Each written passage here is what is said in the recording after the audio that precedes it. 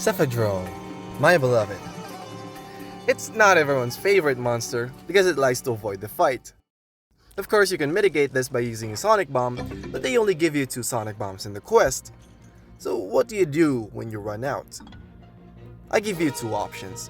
1, you can farm sonic bombs, or 2, you can watch this video so that you can kill him faster than you run out of sonic bombs, which you can do by playing like this.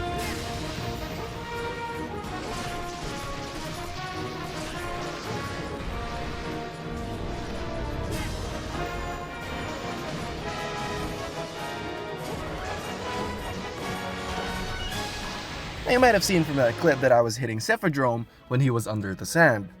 But, those are just fake, save-stated clips, right? Wrong. It's actually part of the gameplay that I'm gonna teach you.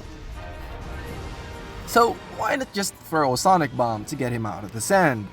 Well, you gotta admit, this looks way more awesome.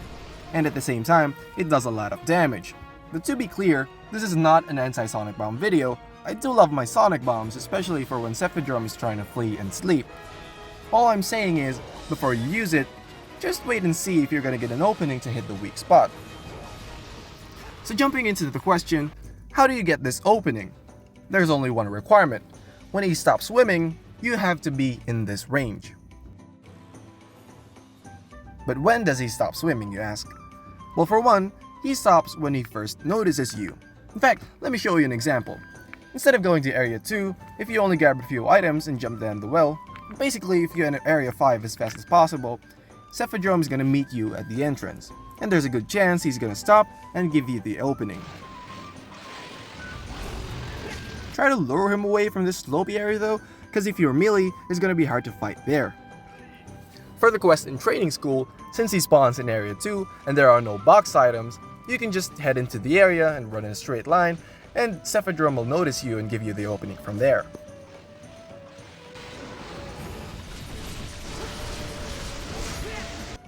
But what if he just keeps swimming?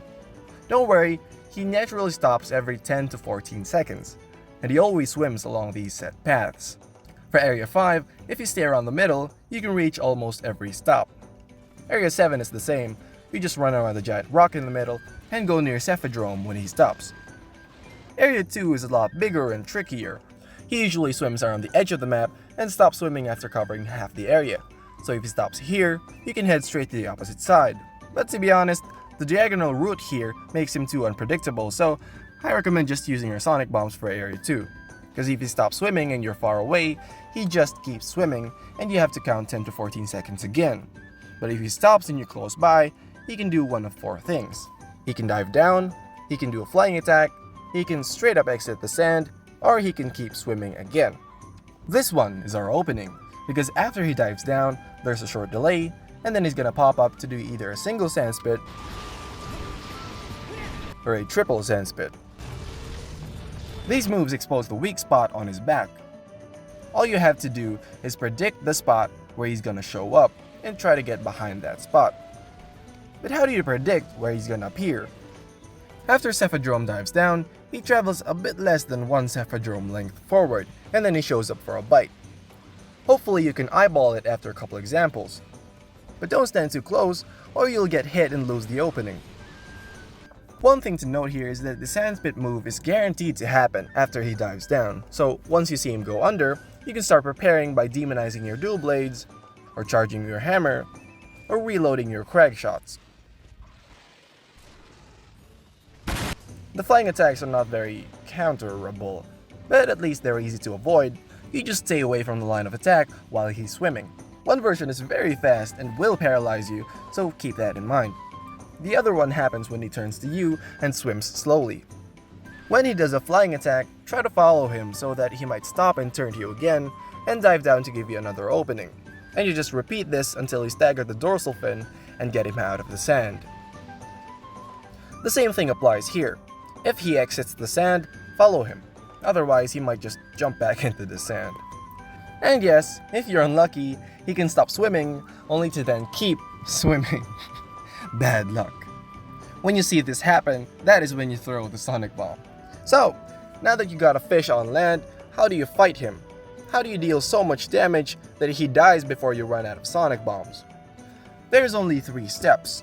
We bait an opening, we hit the opening, and we don't greed. Simple enough, right? You just bait and counter his sand spit attack. So how do we do that? To bait this move, you need to be detected at mid-range, which is just outside of his bite radius. The trick is to already be standing in this area right as he finishes an animation. And this applies to every animation. Attacks, either walking, or even stagger recovery. By the time he's ready to do his next move, you need to be in this zone. And when he starts turning to you, that's your cue. You've been detected, and you can now run to his neck. Keep in mind, if you're already directly in front of him, he's not gonna turn. He's just gonna walk in place. And the second you see him do that, you start positioning for the neck. But don't attack yet. You only start attacking when you see him wind up for a sand spit. Otherwise, you might get hit by a hip check, or a bite, or a belly slide. So why the neck instead of the head? His neck takes a lot of damage consistently across all damage types. And it's easy to attack because it has a huge area, unlike the other weak spots like the belly, which is covered by the legs, or the back, which is covered by the wings. So going back, once you see him turn to you, you run to the neck and ready your best attack. For most melee weapons, the gameplay loop is going to be to bait the sand spit, hit the neck, and avoid the incoming tailspin. Go to this side of the neck to avoid an incoming tailspin by rolling forward. Lances and gun lances hop backwards though, so we position to the other side of the neck. This makes you vulnerable to a hip check, but you got a big ass shield, so as long as you're ready to block it, you'll be fine. Hammers are a bit different because you can choose if you want to go for the head or the neck. If you want a little faster hunt, you can triple pound the neck after you knock him out. Hunting horns play the same, although hitting the neck is a bit harder on the super pounds. For light bowgun, heavy bowgun, and bow, you don't even need to leave mid-range. Once you're detected, you just sidestep a little bit so that you don't get hit by the sand spit, and aim your pierce shots or pierce arrows through his neck and back. And that's pretty much the video done. You bait the sand spit, you punish it, and you reset your position. But what if you want to punish the other moves too? During the hip check, you can avoid the attack by staying on the right side, and after the attack, you can fit in one quick neck slash and roll back to mid-range. On lance and gun lance, of course, you can block and try to aim your stab at the neck. On the other hand, the bite is avoided by staying away from this frontal area, and you can try to hit the neck in an angle where you can roll to avoid an incoming tailspin. Although aiming for the neck is trickier on this move compared to the hip check. But in both cases, you only have time to hit once. If you greedily keep attacking, you'll see a tailspin happen with no time to react. So that brings an idea. What if we punish the tailspin instead? With some weapons, you can actually do this. The sword and shield can slash the neck twice for every spin. Lance can iframe and counter, etc. But these strategies are reserved for more advanced hunters, since there's a lot to keep track of in such a short amount of time. So if this is your first Cephadrome, I suggest you stick to mid-range to abuse the sand spits. With dual swords, you could stay between his legs and demon dance from there, but you need to spend a power juice, a whetstone, and a lot of HP from chip damage. This goes against the principle of hit and don't get hit, so I personally don't like it, but it still kills without much skill, and it's a lot chiller, but I like hitting the neck still. So, now that we have covered everything, let's go on a real hunt to review the important steps, and add in some general tips along the way. I'll be using Greatsword to keep the positioning plain and simple. Enjoy!